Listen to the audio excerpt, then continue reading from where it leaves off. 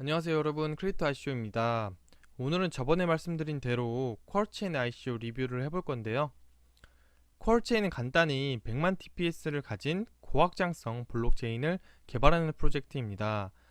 블록체인이 4차 산업혁명의 핵심 기술로 주목받고 있지만 아직까지 실생활에 적용하기에는 넘어야 할 산이 많은데요. 블록체인 기반의 네트워크는 낮은 허용량을 가지고 있기 때문에 전 세계의 많은 거래를 원활히 다룰 수가 없습니다.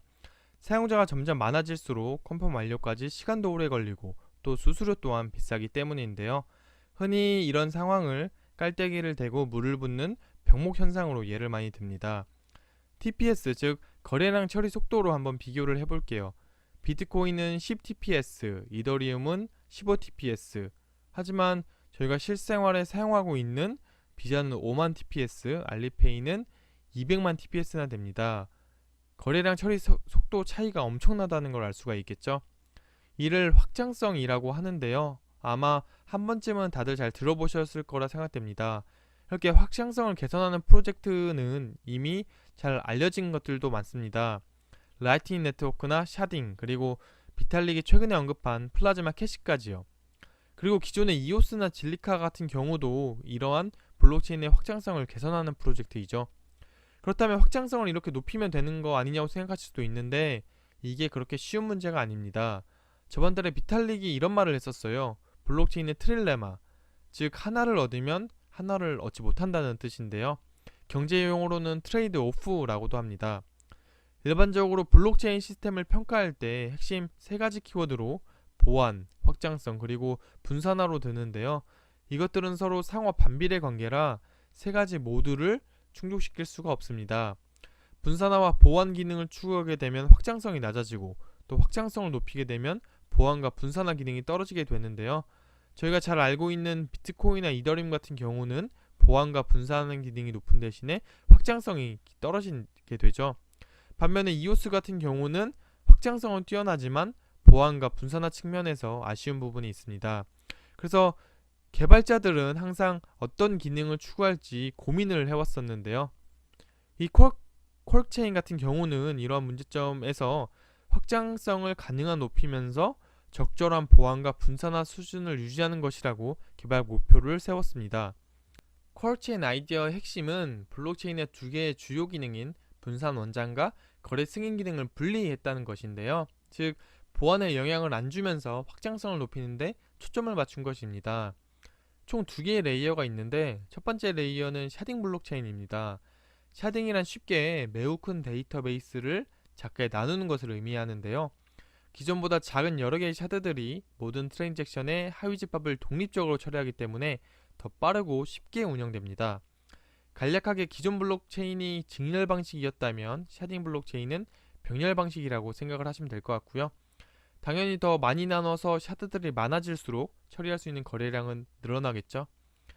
두 번째 레이어는 루트 블록체인이라고 해서 첫 번째 레이어에 있는 모든 샤드 블록들을 확인하게 됩니다.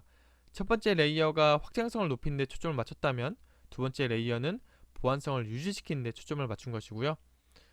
또 다음 특징으로는 50% 이상의 해시 파워를 두 번째 레이어인 루트 블록체인에 위임했다는 것인데요.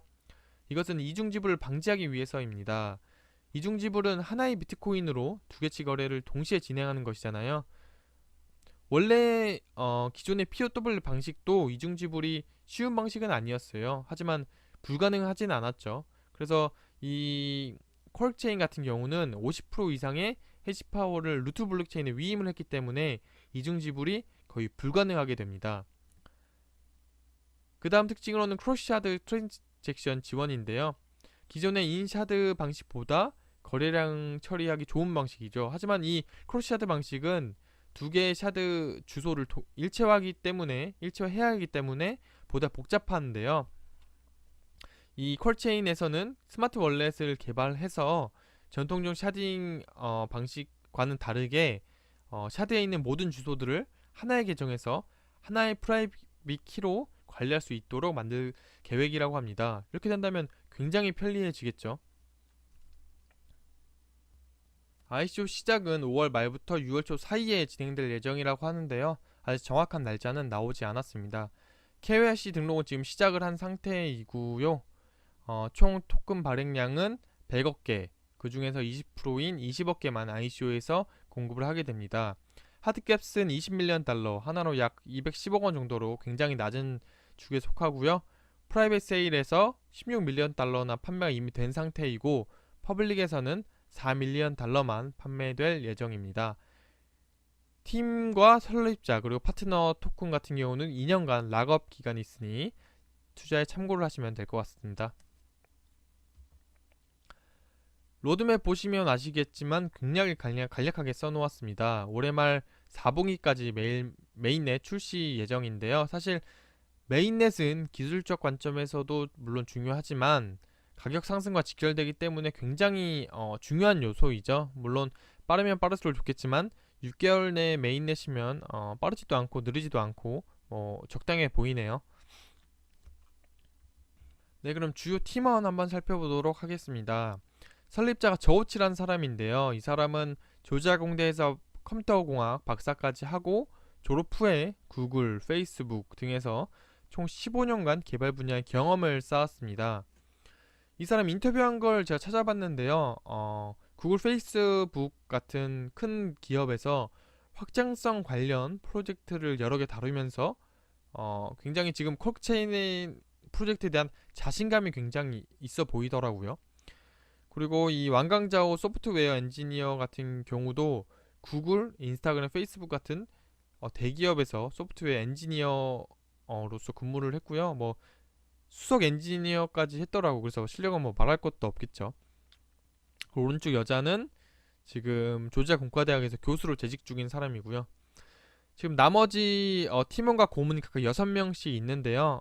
경험 많은 엔지니어도 있고 유명한 교수도 있어서 저는 좋아 보입니다. 일단 그리고 이 설립자 저우치가 인터뷰에서 뭐라고 했냐면 그 팀원 중에 3명만 파트타임이고 나머지가 전부 풀타임이라고 했어요. 그 말은 지금 팀원이 어느 정도 갖춰졌다고 이해를 하시면 될 것 같아요. 지금 사실 요즘 대부분 ICO 보면은 외국이다 보니까 대부분 파트타임인 경우가 굉장히 많은데 지금 3명 빼고 다 풀타임이라는 거는 팀원이 어느 정도 딱 갖춰졌다는 얘기겠죠. 그래서 이 퀄크체인이라는 프로젝트를 잘 이끌어 나갈 그런 팀이 어느 정도 완성이 됐다 이렇게 보여지고요.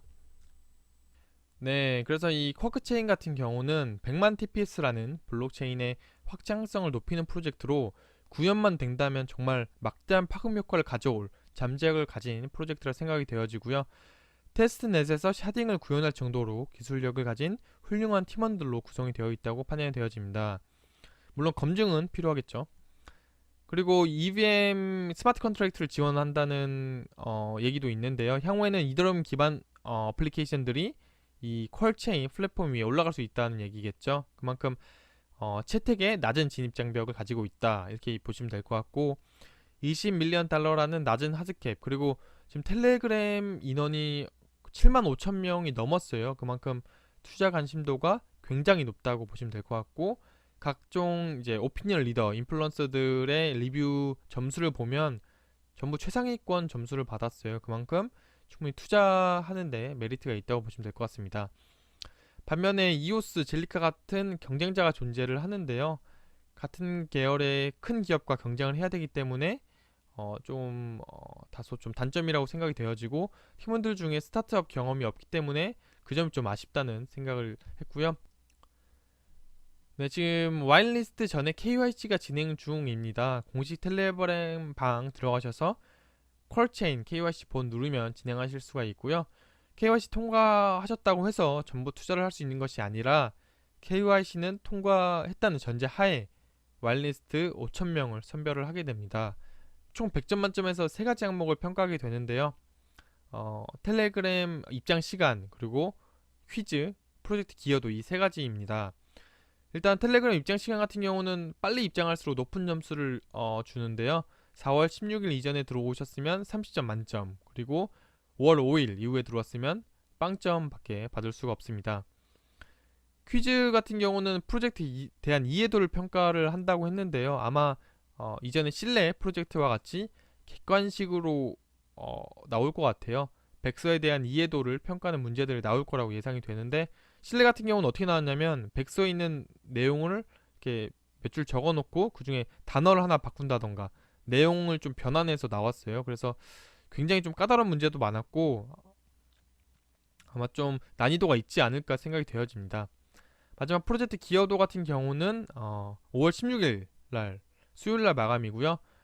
테스트에 참여자나 기술 검토를 할 수 있는 사람에게 좀 배점을 줬고, 유튜브 리뷰 그리고 텔레그램에서 질문에 좀 도움 주는 사람에게 각각 배점이 있습니다.